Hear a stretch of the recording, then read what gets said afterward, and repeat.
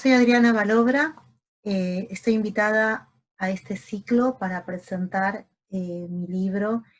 Ciudadanía Política de las Mujeres en Argentina, publicado en 2018 por la editorial Grupo Editor Universitario y EUDEM, la editorial de la Universidad de Mar del Plata. A quienes quiero agradecer, particularmente a Héctor Recalde, del Grupo Editor Universitario,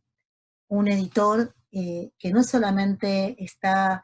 permanentemente pensando líneas de trabajo y desafíos, sino que además corre riesgos materiales, un hallazgo realmente insospechado en Argentina para una editorial, y a Gustavo Contreras, que es el director de la colección La Argentina Peronista que integra este libro, y que ha sido un excelente lector, un coordinador dedicado, preciso, muy constructivo en sus devoluciones.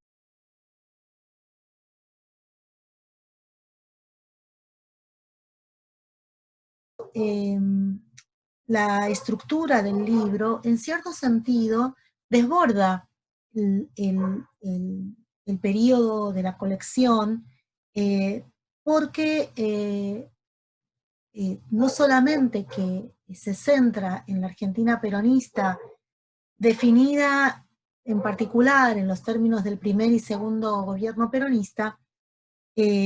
sino también porque el libro hace un recorrido por el periodo previo y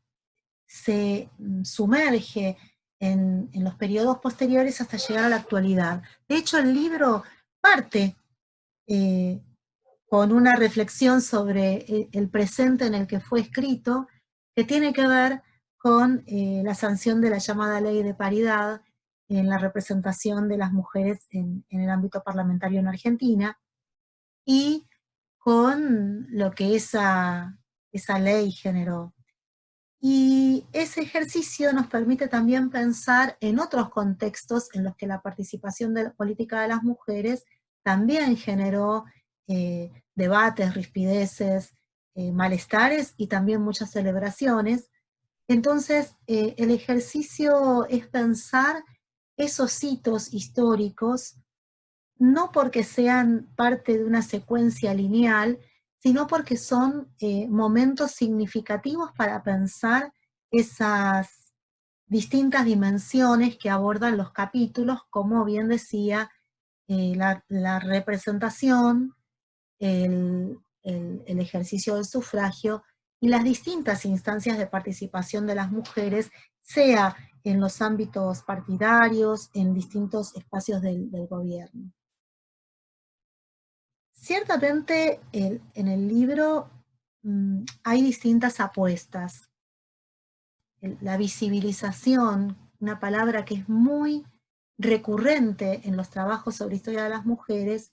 la visibilización de ciertos nombres me permitió ir recorriendo como distintos andariveles, distintos niveles o capas de la problemática que yo abordaba, porque en general la historia política se ha visto como una historia fuertemente institucional,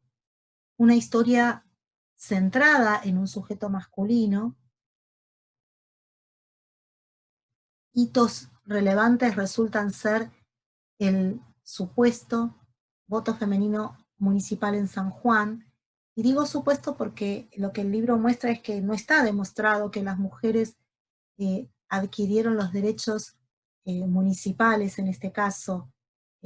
con el gobierno de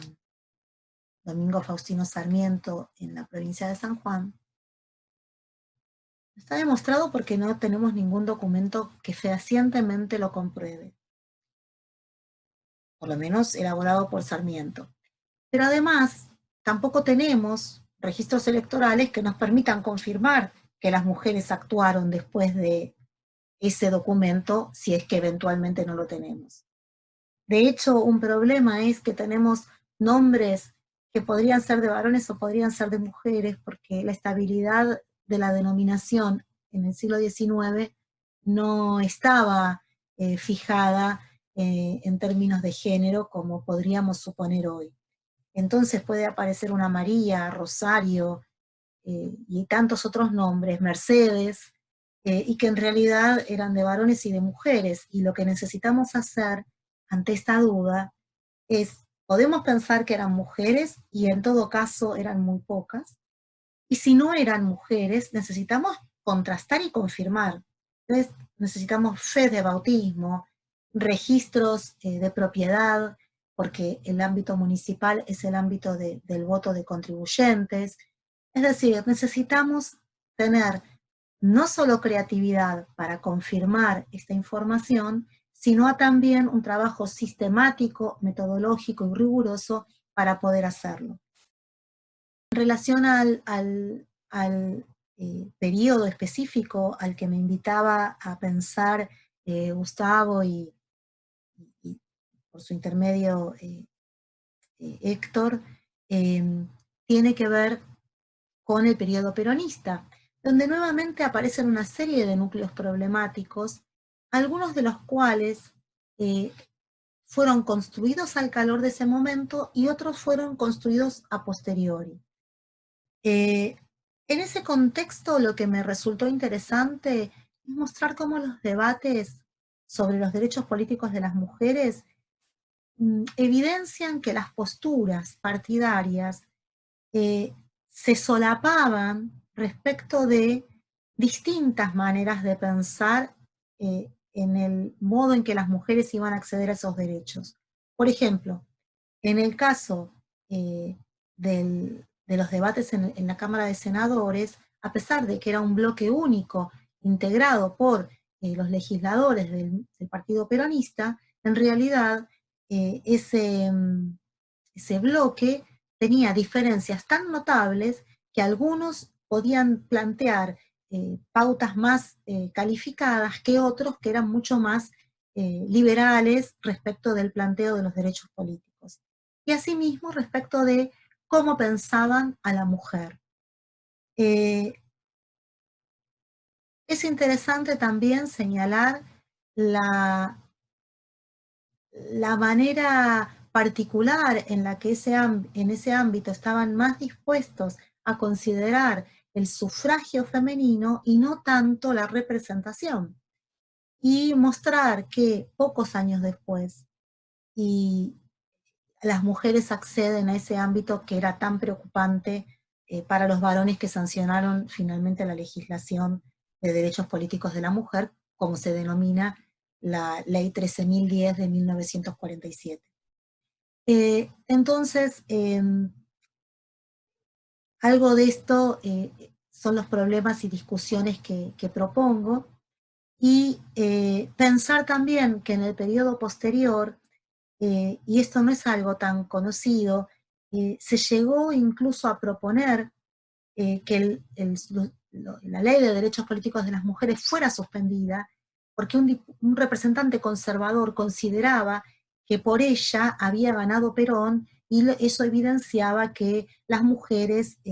eran manipulables por cualquier líder.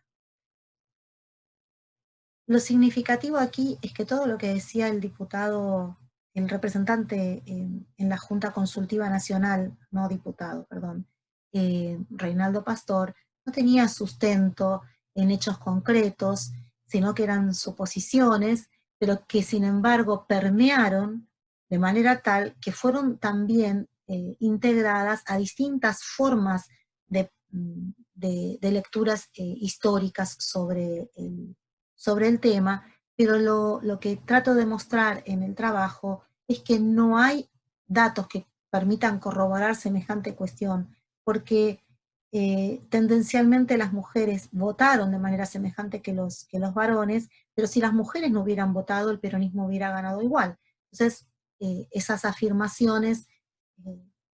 más bien son especulaciones que no tienen que ver con una lógica vinculada al quehacer de investigación. Y finalmente el último capítulo, donde rápidamente repaso esos procesos posteriores en los años 50, nos lleva a pensar ¿Qué pasa cuando las mujeres participan en política? ¿Cambian? ¿No cambian la política? No sé si cambian la política las mujeres. La política es un espacio con reglas y lógicas propias que es muy difícil de horadar en términos también de estas lecturas de género. Sin embargo, creo que es importante que consideremos que lo que cambia es la sociedad cuando más personas pueden acceder a derechos que antes estaban considerados de manera exclusiva. Y no solo se benefician las personas, se beneficia la sociedad en conjunto en esa ampliación. Este es un poco el mensaje también para pensar como propuesta, con sus límites y sus alcances. No lo pienso en términos de progreso constante ni lineal, pero sí para pensarnos en términos problemáticos, con los alcances y las limitaciones y con lo que podemos pedir y lo que podemos esperar de estos procesos de ampliación y sus significados. Bueno, espero que disfruten el libro, que disculpen los errores que evidentemente va a tener porque no hay un libro perfecto, eh, que espero haber logrado una fluidez y una sencillez en la transmisión sin incurrir en una simplificación y que, bueno, ojalá sea el comienzo de una ida y vuelta para pensar nuevos proyectos en esta misma línea. Gracias.